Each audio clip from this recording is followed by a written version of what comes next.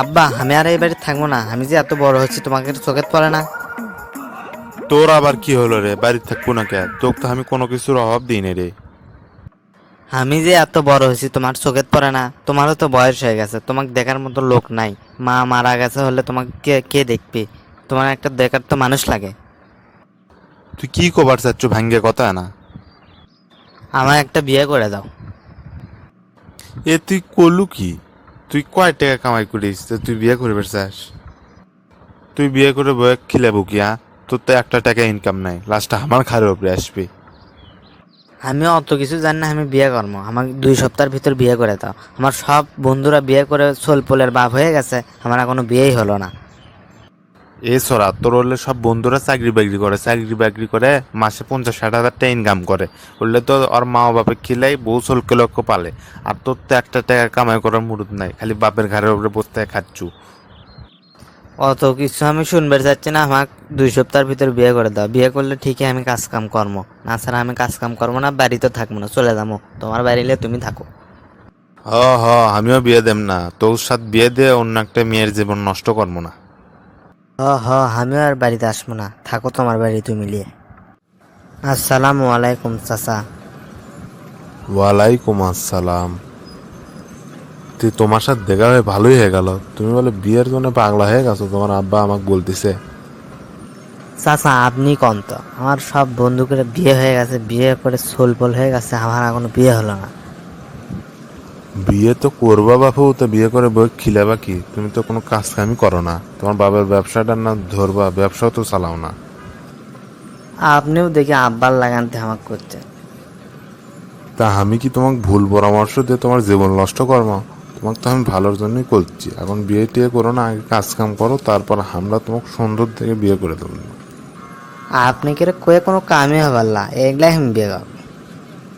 বাবা, তুমি ভালো করে কাজ কাম করো। কি করছি আমি দেরে থেকে তোমার বাপে উপস্থিতি থুয়ে তোমাকে বিয়ে দেবো আমি। সমস্যা নেই কোনো, তুমি খালি কাজ কামটা ঠিক মতো করো।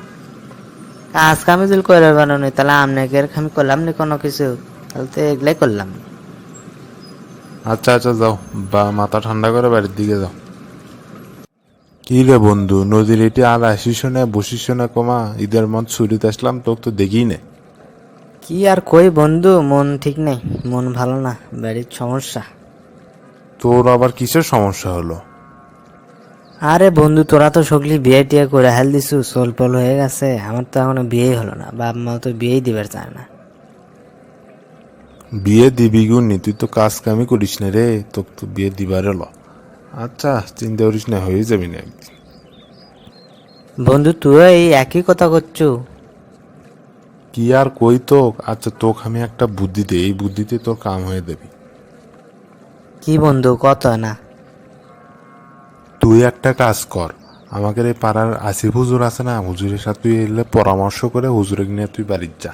তোর বাড়ির যা হুজুরই মনে কর তোর সব ব্যবস্থা করে দিবি। আরে বন্ধু, আমার বাপ সেই বাপ লয়, সহজে রাজি হবি না। তুই একবার চেষ্টা করে দেখ রাজি হয় নাকি। আচ্ছা বন্ধু, তাহলে আমি আসি হুজুরের কাছে যাই, যাই দেখি, পরামর্শ করি এগুলো বিষয়ে। থাক তাহলে। আসসালামু আলাইকুম হুজুর। ওয়ালাইকুম আসসালাম, বসেন। না হুজুর, আমি আর বসবো না, একটা জরুরি কথার জন্য আসছিলাম। কি কথা বলেন? আমি বুঝছেন বিয়ে করতে চাই, কিন্তু আমাকে কেউ বিয়ে করায় না। আমার বন্ধু বান্ধব ভাই ব্রাদার সবারই বিয়ে হয়ে গেছে, কিন্তু আমাকে বিয়ে করায় না। সবাই বলে ইনকাম করে না, কিছু না। আমার বাবার ব্যবসা আছে, কিন্তু আমি করি না দেখে আমাকে কেউ বিয়ে দিতে চায় না। এখন আপনি একটু ব্যবস্থা করে দেন, আমার বাবার সাথে কথা বলে একটু রাজি করে দেন হুজুর।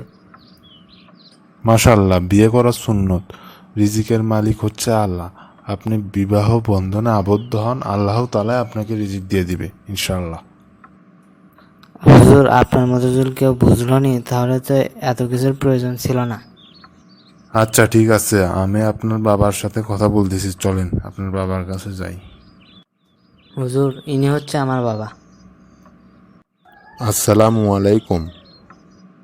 ওয়ালাইকুম আসসালাম। আঙ্কেল, আপনার সাথে একটু জরুরি কথা ছিল, বলতে পারি কি? জি বাবা, বলো, সমস্যা নেই।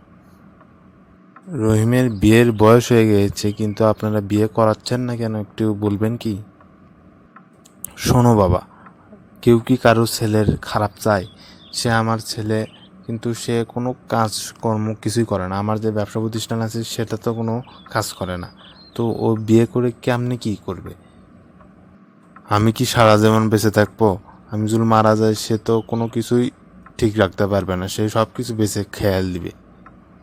শোনেন, রিজিকের মালিক আল্লাহ, আল্লাহ তাআলাই তাকে রিজিক দিবে ইনশাআল্লাহ। কিন্তু তার বয়স হয়েছে, সে বিয়ে করতে চায়, আপনাদের বিয়ে দিতে হবে, কারণ বিয়ে না দিলে সে জিনা করবে। তাকে যদি আপনি বিয়ে করান সে আস্তে আস্তে ঠিকই কাজকর্মে সব কিছু করবে ইনশাআল্লাহ। কিন্তু আপনারাই তো বিয়ে দিচ্ছেন না।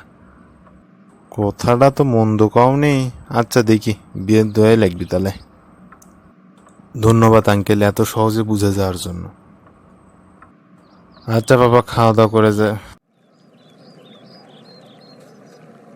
ধন্যবাদ বন্ধু, তোকে অসংখ্য অসংখ্য ধন্যবাদ। বিয়ের দাওয়াত রইল তোর।